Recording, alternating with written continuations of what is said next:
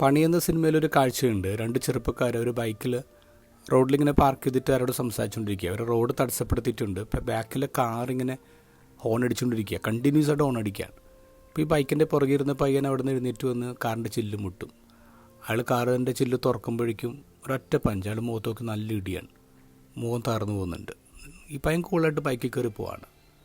നമ്മുടെ കേരളത്തിൽ ഇപ്പോഴത്തെ കോപത്തിൻ്റെ നിലവാരം, കോപത്തിൻ്റെ ഗ്രാഫ് ഈ സീനിൽ നമുക്ക് കൃത്യമായിട്ട് കാണാൻ പറ്റും. കഴിഞ്ഞ 2 മാസത്തിനുള്ളിൽ കേരളത്തിൽ 70 കൊലപാതകങ്ങളാണ് നടന്നത്. അതിൽ 30ഉം സ്വന്തം കുടുംബത്തിൽ, സ്വന്തം വീട്ടുകാരെയാണ് കൊലപ്പെടുത്തിയിട്ടുള്ളത്. ഇത് അപകടപ്പെടുത്തുന്നൊരു കണക്കാണ്. ബൈബിളിലെ ഏറ്റവും ആദ്യത്തെ കൊലപാതകം, കായേൻ്റെ ബലി ദൈവം സ്വീകരിച്ചില്ല, ആബേലിൻ്റെ സ്വീകരിച്ചു. അപ്പോൾ കായേന് ആബേലിനോട് ദേഷ്യം വരികയാണ്, കോപം വരികയാണ്. അതിൻ്റെ മുഖം കറുത്തു എന്നാണ് ബൈബിളിൽ പറയുക. അപ്പോൾ ദൈവം കായനോട് പറയുന്നുണ്ട്, നിൻ്റെ മുഖം എന്താ വാടിയിരിക്കുന്നത്, നീ എന്തിന് ഇത്ര കോപിച്ചിരിക്കുന്നത്, ഉചിതമായത് പ്രവർത്തിച്ച നീയും സ്വീകാര്യനാവില്ലേ, നിൻ്റെ വാതിൽപ്പടിയിൽ പാപം പതുങ്ങിയിരിപ്പുണ്ട്, നീ അതിനെ കീഴടക്കണം. ദൈവം കായന് മുന്നറിയിപ്പ് കൊടുക്കുകയാണ്, നീ കോപത്തെ കീഴടക്കണം. പക്ഷെ അവൻ കീഴടക്കിയില്ല. അങ്ങനെയാണ് ആദ്യത്തെ കൊലപാതകം സംഭവിക്കുന്നത്. എന്താ ഗോസ്പൽ ഈശോ പറയുന്നത്, നീ നിൻ്റെ സഹോദരനെ കോപിക്കരുത്, വാക്കുകൊണ്ട് പോലും അവനെ നോവിക്കരുത്, അത് നിന്നെ നരകത്തിലേക്ക് കൊണ്ടുപോകും. നമ്മുടെ ജീവിതത്തിലെ കോപത്തെയും ദേഷ്യത്തെയും നിയന്ത്രിക്കാൻ സൈക്കോളജിസ്റ്റ് നമുക്ക് നൽകുന്ന ചില നിർദ്ദേശങ്ങളുണ്ട്. അതിലൊന്നാണ് മൈൻഡ്ഫുൾനെസ്.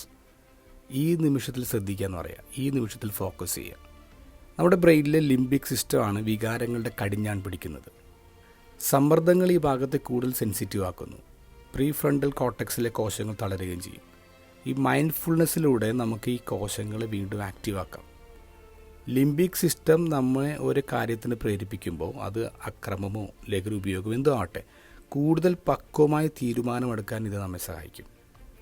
ലളിതമായിട്ടുള്ള ചില ടെക്നിക്സ് മൈൻഡ്ഫുൾനെസ്സിന് വേണ്ടി പറയുന്നത്, നമ്മൾ നമ്മുടെ ബ്രീത്തിങ്ങിൽ തന്നെ കോൺസെൻട്രേറ്റ് ചെയ്യുക, ഫോക്കസ് ചെയ്യുക. അതല്ലെങ്കിൽ ക്ലോക്കിലെ കറങ്ങുന്ന സൂചിയിലേക്കൊന്ന് കുറച്ച് നേരം ഫോക്കസ് ചെയ്യുക. നമ്മളിങ്ങനെ പടികൾ കയറുമ്പോൾ പടികൾ എണ്ണി കയറുക. അത്തരം ചെറിയ സ്റ്റെപ്സിലൂടെ നമുക്ക് കുറേയും കൂടി മൈൻഡ്ഫുള്ളാകാൻ പറ്റും.